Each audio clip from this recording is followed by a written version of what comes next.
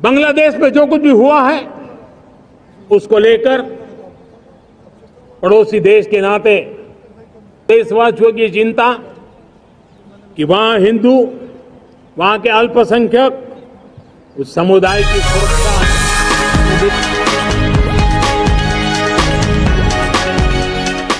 স্বাধীনতা দিবসে ভারত জুড়ে বৃহস্পতিবার সকাল 7:30টার দিকে দিল্লির ঐতিহাসিক লালকেল্লায় জনসভায় যোগ দেন প্রধানমন্ত্রী নরেন্দ্র মোদী।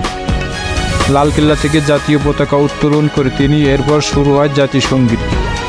বিশাল জনসভায় হেলিকপ্টার থেকে জনসভা ফুল শুভেচ্ছা জানানো হয়। শুরুতেই স্বাধীনতা সংগ্রামী প্রতি শ্রদ্ধা জানিয়ে বক্তব্য রাখেন মোদী।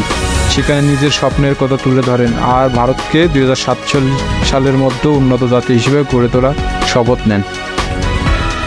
লালকেল্লায় জাতির উদ্দেশ্যে 1 ঘন্টা 42 মিনিট বক্তব্য রাখেন মোদী। প্রধানমন্ত্রী হিসেবে তৃতীয় মেয়াদের দায়িত্ব নেওয়ার পর জাতির উদ্দেশ্য তার 11তম ভাষণ। এ সময় বাংলাদেশের রাজনৈতিক ইস্যুতে প্রথমবারের মতো মত প্রকাশ করেন। মোদী বলেন, বাংলাদেশের শান্তি ও স্থিতিশীলতা দেখতে চাই ভারত।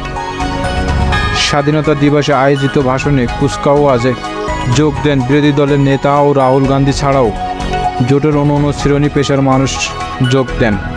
সবাই উপভোগ করেন অনুমুগ্ধকর কুচকাওয়াজ।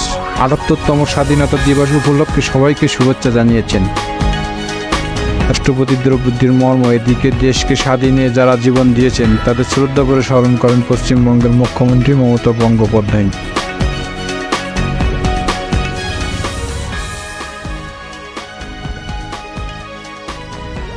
देशवासियों की चिंता कि वहां हिंदू, वहां के अल्पसंख्यक